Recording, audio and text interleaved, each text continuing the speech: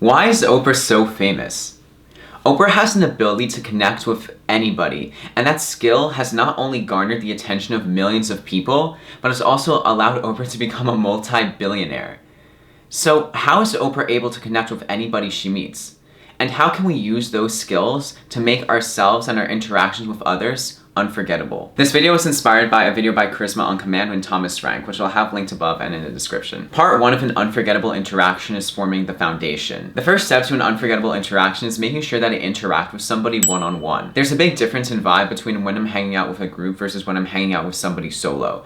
In other words, the group dynamic is much different because everybody has their own stories to tell, and it's very difficult to go into a conversation very deeply into any sort of subject because most likely not everybody in the group will relate to it on such a level. In other words, it's very hard to be open and vulnerable to a group as opposed to being vulnerable to one person and sharing some sort of commonalities with them. Especially when I'm meeting somebody for the first time, I find it essential to schedule some sort of one-on-one time as opposed to hanging out in a group.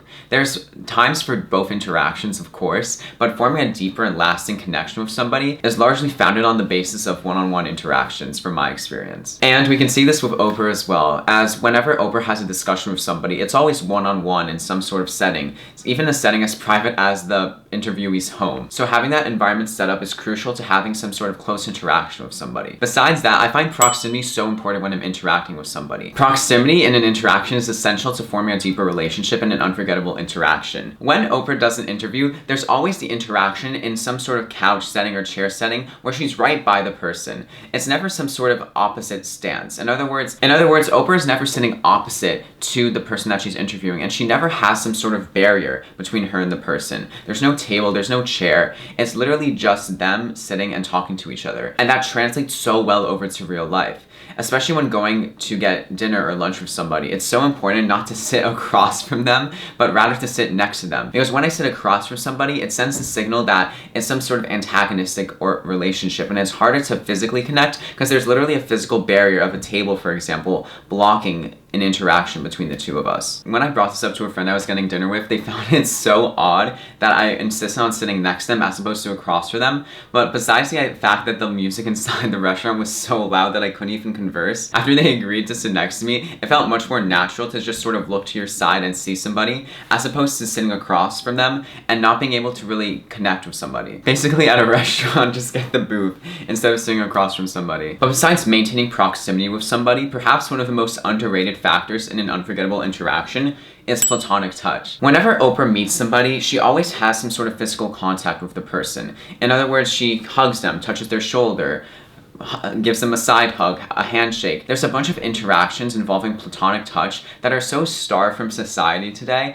that it simply takes away from an interaction. So when I meet somebody who does use platonic touch, it signals some sort of trust between an individual, and it forms a deeper connection than simply through the use of words. But with the foundation of one-on-one interactions, proximity, and platonic touch, there's also the idea of actually improving the interaction. So going on to step 4, prolonged eye contact. I've mentioned this so many times, but eye contact is so underrated in any sort of interaction because when I meet somebody and they aren't even going to look me in the eye or they simply look away, there's no way for an emotional connection to form. Eye contact is simply necessary to gauge the emotions of a person and to keep track of the flow of the conversation, especially the other person's interactions and reaction to something that I just said. Eye contact also signals concentration and focus in an interaction, and Oprah always makes a point of looking somebody in the eye and even furrowing her eyebrows. But even that is a natural reaction to concentrating on the conversation at hand and thinking about what is being said. And going off of that, after listening intently to what a person has said, it is so important for me to summarize what they just said back to them.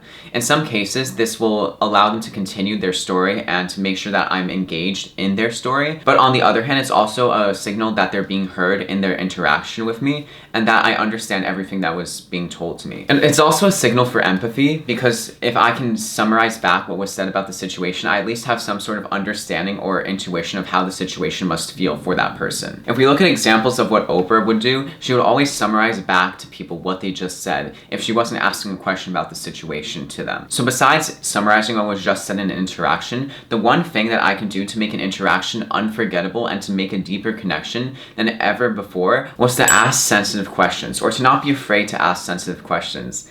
So of course I'm not going to go into an interaction and ask someone, what their childhood was like. But if we look at Oprah, we see that she's not afraid to ask these types of questions, the questions that draw emotion from people and the questions that can resonate with people so deeply. So it doesn't really matter what question is being asked as long as it has the intention of learning more deeply about a person's history. But even if I already do this, sometimes people aren't as willing to connect.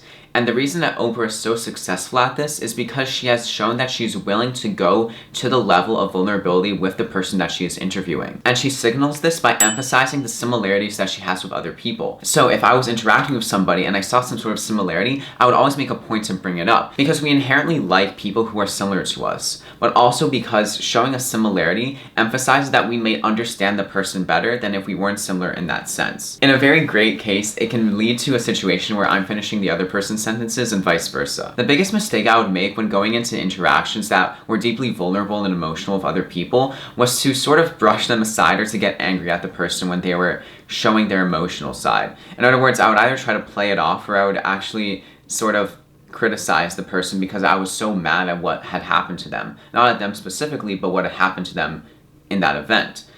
In fact, the most important thing that one can do in a situation where somebody shows vulnerability is to open up to that person and be ready to go there with them. And it's important to never criticize or diffuse a situation where emotion is running high, and only to lean into the situation and validate the person and be ready to go there myself. Oprah always empathizes with the person that she's interviewing, and she's always ready to go to the emotional level that the other person is bringing the interview to, which is why the other person is so open to being interviewed and to share such experiences with Oprah in general. Also, even though sarcastic humor has its place in interactions, a lot of the times it can be overused to prevent any sort of signs of emotion or any sort of deeper connection with an individual. So blocking out that type of humor can allow conversation to run as deep as it has to. But there's also the problem of forming a deep connection with somebody one day and then not following it up or not maintaining that relationship. And it's an unfortunate situation because it could have been a great friendship, but the prospect of it was never realized. So forming a deeper connection with somebody involves a few other steps, specifically putting in the time. I remember in high school when making friends was so easy,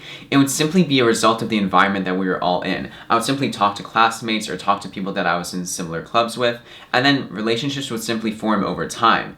But the problem is that in college or post-college life, there's no specific time where we spend hours of the day together. In other words, I would have to specifically reach out to people to get lunch or get a meal or do some sort of activity. So time just simply has to be put in, whether to be planning a meal, planning some sort of trip, or planning some sort of get-together. There has to be some time put in on my part if I want to invest in any sort of connection, because it's simply just not going to happen if I stay in my room all day and expect everything to come to me. I also find it so important to stop being petty over the small situations that arise in any sort of connection. There's always the idea being thrown around of having the other person plan something and having a relationship be one-sided simply because the other person is always reaching out to plan stuff. But the reality is that everybody is thinking this way. So if nobody is willing to take a risk and simply reach out for the fear of rejection or simply not getting a response, there's just no way to continue a friendship. I've had tons of experiences where people did not want to form deeper connections with me, or people did not want to invest time in a connection with me or a friendship with me. And that's completely fine because it's simply